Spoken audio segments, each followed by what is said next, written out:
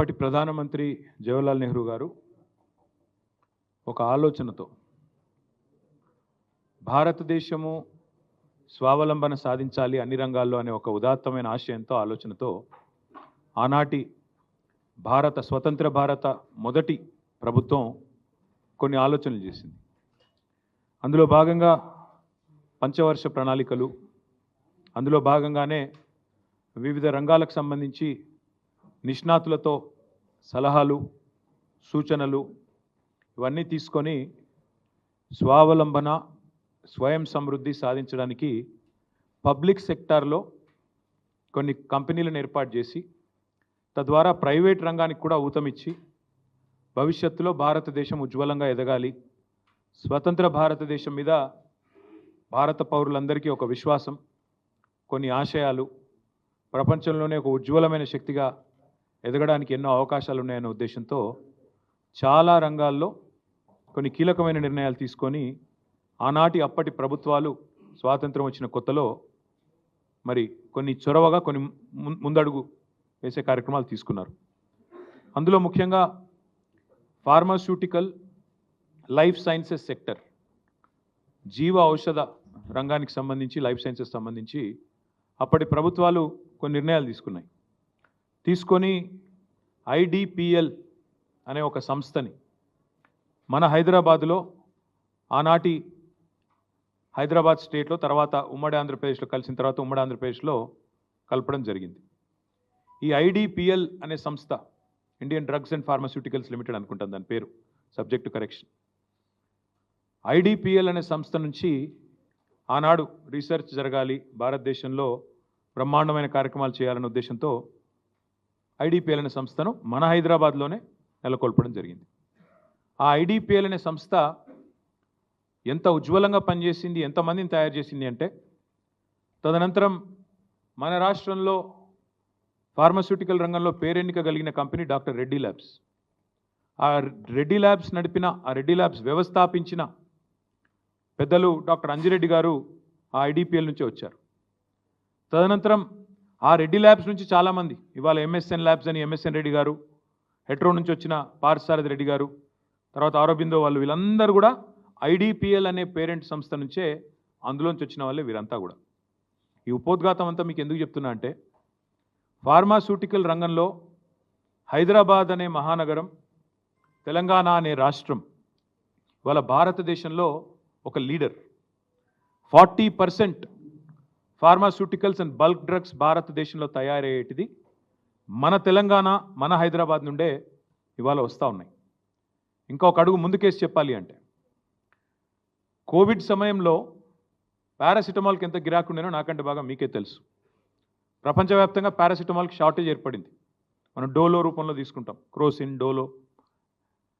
వాటికి సంబంధించి ఆనాడు అప్పటి అధ్యక్షుడు, అమెరికా అధ్యక్షుడు డొనాల్డ్ ట్రంప్ మన ప్రధానమంత్రి గారికి ఫోన్ చేసి, మీ భారతదేశంలో ఫార్మాస్యూటికల్స్ చాలా విస్తారంగా పనిచేస్తూ ఉన్నాయి, మాకు ఈ పారాసిటమాల్ కావాలి అంటే, డొనాల్డ్ ట్రంప్ గారు కూడా, ఆనాడు నేను మంత్రిగా ఉన్నా కాబట్టి తెలుసు, ప్రభుత్వంలో మేము ఉన్నాం కాబట్టి తెలుసు, ఆనాడు అప్పటి మన ముఖ్యమంత్రి కేసీఆర్ గారికి ఫోన్ చేసి, వాళ్ళ అధికారులు మన అధికారులు సయోధ్యతో, అండర్స్టాండింగ్తో ప్రపంచవ్యాప్తంగా ఉన్న పరిస్థితులను దృష్టిలో పెట్టుకొని పారాసిటమాల్ ఉత్పత్తిని కూడా పెంచాలి అని చెప్పి అప్పటి ఫార్మాస్యూటికల్ కంపెనీని పిలిచి మేము ఆనాడు ఒక ఆలోచనతోని వాళ్ళని కాన్ఫిడెన్స్లో తీసుకొని ఆ రంగాన్ని ముందుకు పోయినాం.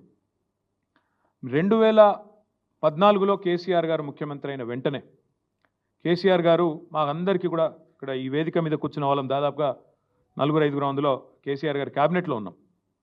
కేసీఆర్ గారు మాకు ఒక్కటే చెప్పారు, క్యాబినెట్లో కానీ, శాసనసభ పక్ష సమావేశాల్లో కానీ, బహిరంగ సభల్లో కానీ, మనం అనుకున్న రాష్ట్రం వచ్చింది, ఇప్పుడు పంచాయతీలు పెట్టుకోవద్దు, ప్రజలతో వాళ్ళ ఆకాంక్షలకు అనుగుణంగా అభివృద్ధిని, సంక్షేమాన్ని ముందుకు తీసుకొని పోవాలి. మనకు ఆల్రెడీ ఉన్న స్ట్రెంగ్త్స్ ఏవైతే ఉన్నాయో, అది గతంలో పనిచేసిన ప్రభుత్వాలు కొన్ని మంచి పనులు చేసి ఉండొచ్చు, వాటి వల్ల ఉన్న స్ట్రెంగ్త్ ఏదైతే ఉందో దాన్ని కన్సాలిడేట్ చేయాలి, ఇంకా మన పిల్లలకు ఉపాధి అవకాశాలు పెంచాలి, ఏమైనా సమస్యలు ఉంటే వాటిని పరిష్కరించాలి, కొత్తగా వచ్చే రంగాల్లో పెట్టుబడులు ఆహ్వానించాలి. ఇంత ఒక ఇంటిగ్రేటెడ్ ఆలోచనతో కేసీఆర్ గారు ఆనాడు 3 హెలికాప్టర్లలో పారిశ్రామికవేత్తలను, అధికారులను, మా ప్రజాప్రతినిధులను తీసుకొని ఎక్కడ ఎందుకంటే అది కూడా ఉత్తగానే ఆషామాషిగా చేయలేదు. మీకు బాగా యాదుకుండాలే 2014 జూన్లో కేసీఆర్ ముఖ్యమంత్రి అయ్యారు. అయిన తర్వాత వెంటనే వారికి చైనాలో జరుగుతున్న world economic forum summer camp ఏదైతే ఉంటుందో, సమ్మర్ రిట్రీట్ ఏదైతే ఉంటుందో అక్కడికి రావాలని ఆహ్వానం వచ్చింది. చైనాలో దాలియాన్ అనే ప్రాంతంలో జరిగేదానికి కేసీఆర్ గారు పోయినారు. ఆనాటి అప్పటి పరిశ్రమల మంత్రి అప్పుడు జూపల్లి కృష్ణారావు, నేను ఇంకా అప్పటి ఇండస్ట్రీస్ మినిస్టర్ కాదు, ఐటీ మినిస్టర్ అప్పుడు నేను, ఆయన కూడా పోయినాడు. ఆయనతో పాటు అప్పుడు డిప్యూటీ సీఎం ఇంకా ఇప్పుడున్న కడియం శ్రేణి వీళ్ళందరూ పోయినారు. పోయిన తర్వాత అప్పుడు జగదీష్ రెడ్డి గారు కూడా పోయినట్టున్నారు. అందరూ పోయిన తర్వాత అక్కడ వరల్డ్ ఎకనామిక్ ఫోరంలో పాల్గొన్న తర్వాత చైనా ప్రపంచానికే మ్యానుఫ్యాక్చరింగ్ కేంద్రం ఎట్లయింది, ఉత్పత్తుల్లో చైనా ఎందుకు ప్రపంచ దిగ్గజంగా మారింది అని అర్థం చేసుకోవడానికి కేసీఆర్ గారు ఒక 2 రోజుల పాటు, ఆనాడు ఆయన ప్రిన్సిపల్ సెక్రటరీ, ఇంకా ఇండస్ట్రీ సెక్రటరీ నరసింహరావు, ప్రదీప్ చంద్ర, ఇంకా వాళ్ళందరూ ఉండే, జయేష్ రంజన్, వీళ్ళందరినీ తీసుకొని అక్కడ ఒక industrial park, Sichuan industrial park అని అక్కడ పోయినారు. అది ఎంత పెద్ద ఇండస్ట్రియల్ పార్క్ అంటే 70,000 ఎకరాలలో విస్తరించి ఉన్న ఒక ఇండస్ట్రియల్ పార్క్. అది మొత్తం తిరిగి అక్కడ అధికారులను అడిగినారు, మీరు ఎందుకే ఇంత పెద్ద ఇండస్ట్రియల్ పార్క్ పెడతారు, దీనివల్ల లాభం ఏంది అన్నారు. వాళ్ళు ఒక్కటే చెప్పారు, సార్ ఎవల పాటికి వాళ్ళు యూనిట్లు ఎక్కడ పడితే అక్కడ చెట్టుకోకూడదు పుట్టకోకూడదు అన్నట్టు అయితే, మళ్ళీ ఎవలది వాళ్ళు ఎఫ్లూయెంట్ ట్రీట్మెంటు, ఎవలది వాళ్ళు పొల్యూషన్ కంట్రోలు, ఎవలది వాళ్ళు చేసుకుంటే ఎక్స్పెన్సివ్ ఎక్కువ అవుతుంది. అన్నిటినీ ఒక సమూహంగా తెచ్చి ఒక దగ్గర పెడితే common treatment facilities, common effluent facilities, common cooling facilities, common heating facilities, common electrical facilities, common utilities, ఇవన్నీ పెడితే ఎకానమీస్ ఆఫ్ స్కేల్ వస్తుంది. ఎకానమీస్ ఆఫ్ స్కేల్ అంటే ఏంది, ఒక చోట ఉండడం వల్ల కాస్ట్ ఆఫ్ ప్రొడక్షన్ తగ్గడానికి ఈ ఫెసిలిటీలన్నీ మళ్ళీ డూప్లికేషన్ లేకుండా, ఎవరిది వాళ్ళు మలమల చేసే అవసరం లేకుండా అన్నీ ఒక చోట పెడితే ఖర్చు తగ్గుతుంది, ఉత్పత్తి ప్రొడక్టివిటీ పెరుగుతుంది. తద్వారా ఈ పోటీ ప్రపంచంలో మీరు ప్రపంచంతో పోటీ పడడానికి అవకాశం ఉంటుంది అని చెప్పి వారు ఒక ఐడియా. పొల్యూషన్ కూడా పూర్తిగా నివారించవచ్చు, జీరో పొల్యూషన్. ఒకప్పుడు అంటే రామచంద్రాపురంలో, జీడిమెట్లలో, పాశమైలారంలో, పటాన్ చెరువులో, ఇంకొకడ మన నాచారంలో యూనిట్లు పెట్టినప్పుడు, ఫార్మా యూనిట్లు పెట్టినప్పుడు ఆధునికమైన టెక్నాలజీ లేదు. కానీ ఇప్పుడు వచ్చింది సార్, మీరు అనుకుంటే పక్కనే ఫార్మా యూనిట్ ఉన్నది అనే ఒక ఇది కూడా లేకుండా బ్రహ్మాండంగా జీరో పొల్యూషన్తో చేయొచ్చు, జీరో ఎఫ్లూయెంట్ డిశ్చార్జ్ అని చెప్పి వాళ్ళు చెప్పడం జరిగింది. అట్లాంటి ఫెసిలిటీస్ వచ్చినాయి, సాంకేతిక పరిజ్ఞానం వచ్చింది, అట్లా చేయండి అని చెప్పి వాళ్ళు చూపెట్టి మరీ చెప్పారు ఇట్లా చేయండి అని. చెబితే కేసీఆర్ గారు ఆనాడు ఇచ్చిన ఆదేశం ఏంటంటే ఇక్కడికి వచ్చి ఇండస్ట్రియలిస్టులతో మళ్ళీ సమావేశం అయ్యారు. ఎందుకంటే ఇక్కడ లైఫ్ సైన్సెస్ ఇండస్ట్రీ, నేను ఇందాక చెప్పినట్టు pharmaceutical bulk drugs industry, Hyderabad అప్పటికే ఒక కీలక కేంద్రంగా, కీలక స్థావరంగా ఉన్నది, ఒక హబ్గా ఉన్నది. వాళ్ళందరినీ పిలిచారు, రెడ్డి ల్యాబ్స్ వాళ్ళని, హెట్రో వాళ్ళని, ఎంఎస్ఎన్, ఇంకా ఇతర చాలా ఆరబిందో, అన్ని కంపెనీలు పెద్ద చిన్న అందరినీ పిలిచారు. పిలిచి వాళ్ళని అడిగినారు, ఏమయ్యా మరి మీ విస్తరణ ప్రణాళికలు ఏంటి అని. వాళ్ళు ఏమన్నారంటే, సార్ మాకు పెద్ద పంచాయతీ అయిపోయింది, ఎక్కడైనా ఒక కొత్త యూనిట్ పెట్టాలంటే మళ్ళీ పబ్లిక్ హియరింగు, భూసేకరణ పెద్ద సమస్య అయిపోయింది, మళ్ళీ పబ్లిక్ హియరింగు, మళ్ళీ మేము మొత్తం పెట్టుబడి పెట్టి మళ్ళీ అక్కడ ఎఫ్లూయెంట్ డిశ్చార్జు, పోలేపల్లి సెజ్ పెట్టినప్పుడు ఇట్లే గొడవలైనాయి జడ్చర్ల కాడ, చాలా కష్టమవుతున్నది సార్ అంటే, మరి చైనా వాళ్ళు ఇట్లా చెప్పినారు, మీరేమంటారని అన్నారు. ఇది correct sir, economies of scale ఒక దగ్గర పెడితేనే వస్తాయి, తద్వారా మాకు కూడా ఈ ప్రమాదం తప్పుతుంది అంటే కేసీఆర్ గారు ఎంత ముందు చూపుతూ ఆలోచించారంటే, ఒక పెద్ద ఫార్మా పార్క్ అంటూ పెడితే దాని చుట్టూతా మాకు చెప్పారు, అప్పుడు నేను మున్సిపల్ మినిస్టర్, తదనంతరం చుట్టూతా ఒక 5-6 కిలోమీటర్ల వరకు లేఅవుట్లు కూడా పర్మిషన్ ఇవ్వకండి. ఎందుకంటే నేను గమనించాను, నేను నా అనుభవంలో చెప్తున్నాను, నాచారం చుట్టూ ఫస్ట్ ఇండస్ట్రీ వచ్చింది, ఆ తర్వాత రెసిడెన్సీస్ వచ్చినాయి. కానీ తర్వాత ఏమవుతుంది, రెసిడెన్షియల్ వాళ్ళు గొడవ స్టార్ట్ చేస్తారు, పక్క నుంచి అంత కాలుష్యం మాకు వస్తున్నది, బాచుపల్లి వస్తున్నది, బాచుపల్లిలో కూడా అదే చూసాం. ఒకటి కాదు ఇక చాలా చోట్ల ఫస్ట్ ఇండస్ట్రీ వస్తుంది, దాని దగ్గర ఇండ్లు వస్తాయి, కాలనీలు వస్తాయి, అటెనక లొల్లి స్టార్ట్ అవుతుంది, ఇది నీకు తరలించాలని లొల్లి. కాబట్టి కేసీఆర్ గారు మాకు ఎంత దూరం చెప్పారంటే, మనం ముచ్చర్లలో ఫార్మా పార్క్ పెడదాము, పెట్టి అది కూడా తానే తీసుకోవాల నిర్ణయం. ఎట్లా ఆలోచించారంటే, 3 హెలికాప్టర్లలో అధికారులను, ప్రజాప్రతినిధులను, ఇండస్ట్రియలిస్టులను తీసుకొని పోయి అక్కడ ల్యాండ్ అయ్యి ఒకటే చోట ఎకానమీస్ ఆఫ్ స్కేల్ రావాలి అంటే ప్రపంచంలోనే అతిపెద్ద ఫార్మా క్లస్టర్ ఒక చోట పెట్టాలని, దాని చుట్టూ ఒక బఫర్ లాగా మెయింటైన్ చేస్తూ చుట్టుపక్కల ఊర్లలో కూడా పొల్యూషన్ అనే ప్రాబ్లం రాకుండా, అప్పటికి జీరో ఎఫ్లూయెంట్ డిశ్చార్జ్ అని పెట్టినా, కామన్ ఎఫ్లూయెంట్ ఫెసిలిటీస్ పెట్టినా, ఇన్ని పెట్టిన తర్వాత కూడా మళ్ళీ నష్ట నివారణ చర్యలు భవిష్యత్తులో 50 ఏళ్ల తర్వాత వచ్చే ప్రభుత్వాలకు కూడా చిక్కు రావద్దు, వాళ్ళకు కూడా ఈ తలకాయ నొప్పులు ఉండొద్దు, చికాకులు ఉండొద్దు అనే ఉద్దేశంతో దాదాపు 10 కిలోమీటర్లు, 5-6 కిలోమీటర్ల పరిధిలో లేఅవుట్లు కానీ కొత్తగా పర్మిషన్ ఇవ్వద్దని ఆదేశాలు ఇచ్చి ఇంత ఆలోచన చేసి మేము ఆనాడు హైదరాబాద్ ఫార్మాసిటీ పేరిట 8 ఏళ్ళు, ఒక రోజు కాదు 2 రోజులు కాదు, 8 ఏళ్ళు కష్టపడి 14,000 ఎకరాల భూమి సేకరించాం. అందులో గవర్నమెంట్ ల్యాండ్ ఉన్నది, కొంత ప్రైవేట్ ల్యాండ్ ఉన్నది. అక్కడ కూడా ఇదే కాంగ్రెస్ వాళ్ళు, ఇవాళ ఏ కాంగ్రెస్ వాళ్ళు అయితే ప్రభుత్వంలో ఉన్నారో మా సవితక్క ఇప్పుడే వస్తూ ఉంటే ఇక్కడికి వస్తూ ఉంటే గుర్తు చేశారు నాకు.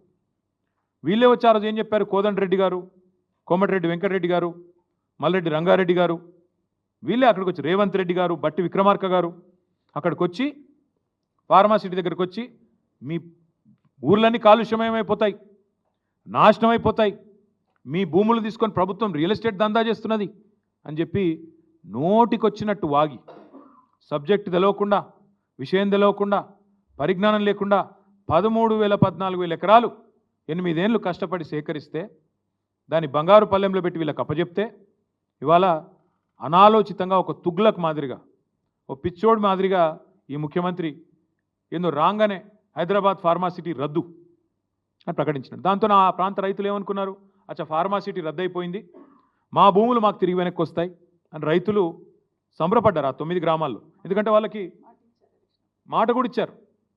రేవంత్ రెడ్డి గారు, బట్టి విక్రమార్క గారు, మల్రెడ్డి రంగారెడ్డి గారు, ఆ ప్రాంతంలో పోటీ చేసిన కిచ్చన్న గారు, లక్ష్మారెడ్డి, ఆ ప్రాంతంలో ఉన్న కోదండరెడ్డి, వీళ్ళందరూ కూడా మాట ఇచ్చినారు, మీ భూములు మీకు తిరిగిస్తాం, ఫార్మాసిటీ రద్దు చేస్తామని చెప్పారు. అన్నమాట ప్రకారమే రేవంత్ రెడ్డి వచ్చి రాగానే ఫార్మాసిటీ రద్దు అని ప్రకటన ఇచ్చాడు. ఇండస్ట్రీస్ మినిస్టర్ కూడా శ్రీధర్ బాబు కూడా ఫార్మాసిటీ రద్దు అని చెప్పిండు. చెప్పినాక మళ్ళా నెల రోజుల్లో ఏమైందో తెలియదు, మనసు మార్చుకున్నారు. మార్చుకొని కొత్త కథ మొదలుపెట్టినారు. ఫార్మాసిటీ రద్దు అన్నారు. అన్న తర్వాత లేదు ఫార్మాసిటీ ఉంది కానీ కుదిస్తున్నాం అని ఒక మాట. ఒక చోట కాదు 20 చోట్ల పెడతాం, ఫార్మాసిటీ కాదు. మేము కేసీఆర్ ఫార్మాసిటీ అన్నాడు కదా, నేను సేమ్ పేరు పెడితే బాగుండదు అనుకొని ఫార్మా విలేజ్, సిటీ అన్నాడు కాబట్టి విలేజ్ అని చెప్పి ఓ పేరు మార్చిండు. కేసీఆర్ అనేవాళ్ళు ఉండొద్దు కదా, మార్చి 20 చోట్ల ఫార్మా విలేజ్లని డిక్లేర్ చేసిండు. ఒక చోట మేము స్థలం సేకరించడానికి కారణం ఏంటి అంటే మాకు తెలియక కాదు, మాకు పరిజ్ఞానం లేక కాదు, మేము ఆలోచించి అర్థం చేసుకొని హైదరాబాద్ భవిష్యత్తు దృష్టిలో పెట్టుకొని తెలంగాణ భవిష్యత్తులో కూడా లైఫ్ సైన్సెస్ సెక్టర్లో లీడర్గా ఉండాలి. ఈ 2030వ సంవత్సరం కల్లా 100 బిలియన్లు కాదు $200 బిలియన్ పెట్టుబడి తెలంగాణకు తేవాలి. ఈ లైఫ్ సైన్సెస్ సెక్టర్లోనే 4-5 లక్షల మంది పిల్లలకు కొలువులు ఇవ్వాలి, ఇంకా విస్తరించాలన్న ఉద్దేశంతో అంతర్జాతీయ ఫార్మా యూనివర్సిటీ, అందులోనే ఒక అవసరమైతే ఒక ఎయిర్ స్ట్రిప్, అందులోనే లివ్ వర్క్ లెర్న్ ప్లే అంటూ ఇట్లా ఒక మంచి ఆలోచనతో ప్రపంచ దేశాలని ఊరికేనే కాదు. ఈరోజు చీఫ్ సెక్రటరీగా ఉన్న శాంతి కుమారి గారు ఆ రోజు ముఖ్యమంత్రి గారి కార్యాలయంలో చేజింగ్ సెల్కి ఇన్ఛార్జ్గా ఉన్నారు. చేజింగ్ సెల్ అంటే ఇన్వెస్ట్మెంట్ ప్రమోషన్ సెల్, ఇన్వెస్ట్మెంట్ని ఆకర్షించడానికి, ఇన్వెస్ట్మెంట్ని చేజ్ చేయడానికి పెట్టిన ఒక సెల్. దానికి ఇన్ఛార్జ్గా శాంతి కుమారి గారు సెక్రటరీ టు చీఫ్ మినిస్టర్గా ఉన్నారు అన్నాడు, principal secretary to chief minister. ఆ మేడం ఆధ్వర్యంలో మా ఇండస్ట్రీ సెక్రటరీని ఐర్లాండ్కి, తర్వాత ఇంకా ఇతర ఫార్మా స్థావరాలు ఎక్కడెక్కడైతున్నాయో అన్ని చోట్లకు పంపారు. ఒక 5-6 దేశాలు పోయినారు వాళ్ళు, నాకు గుర్తు రావట్లేదు, ఐర్లాండ్, సింగపూర్, ఇంకెక్కడెక్కడో పోయారు. మేము పోలేదు, అధికారులు పోయారు. వాళ్ళని కూడా తిప్పి ఎట్లా పెట్టాలి మనం ఫార్మా అని చెప్పి ఆలోచన చేసి హైదరాబాద్ ఫార్మాసిటీకి మేము అంకురార్పణ చేయడం జరిగింది. కాకపోతే ఎలక్షన్ తర్వాత మొదలు పెడదాం, ఎందుకంటే అప్పటికే మొత్తం 13-14 ఎకరాలలో కామన్ ఫెసిలిటీస్ పోను ఒక నికరంగా 8,000 పైచిల్క ఎకరాలు మిగులుతోంది. దాన్ని ఎట్లా వినియోగించాలి అన్నప్పుడు డిమాండ్ చాలా ఎక్కువ ఉండే. చిన్న కంపెనీలు, పెద్ద కంపెనీలు అందరూ 200 ఎకరాలు కావాలి, 300 ఎకరాలు కావాలని ముందుకు వచ్చినారు. సో మేము ఆలోచనతో అక్క వాళ్ళు కూడా, సబితక్క, మంచిరెడ్డి కిషన్ రెడ్డి గారు వచ్చి అన్న మరి యూనిట్లు పోతున్నాయని కేసీఆర్ గారికి చెప్పారు. అన్న మరి యూనిట్లు వస్తాయంటున్నారు, రైతులకేమో వాళ్ళు హ్యాపీగా లేరు, పరిహారం విషయంలో కోపంగా ఉన్నారు, ఇంకా పెంచితే బాగుంటుందేమో అంటే కేసీఆర్ గారు నిర్ణయం తీసుకొని 1 ఎకరా భూమి పోతే వాళ్ళకి వెంటనే అక్కడ ప్లాటెడ్ ఏరియా, డెవలప్డ్ ఏరియా, ఒక హౌస్ సైట్ ఇవ్వండి, 1 ఎకరం పోతే 1 గుంటెడు జాగా వెంటనే మంచి డెవలప్డ్ లేఅవుట్లో ఇవ్వండి అంటే అక్క దగ్గరుండి మంత్రిగా అన్నాడు లేఅవుట్లు కూడా మేమే వేసినాం. 500 ఎకరాల్లో లేఅవుట్లు వేసినాం, కొంతమందికి పట్టాలు ఇచ్చాం. ఇవన్నీ కూడా చేసింది మా ప్రభుత్వం. చేసిన తర్వాత ఈ తుగ్లక్ ముఖ్యమంత్రి వచ్చి ఫార్మా విలేజ్ అన్నాడు.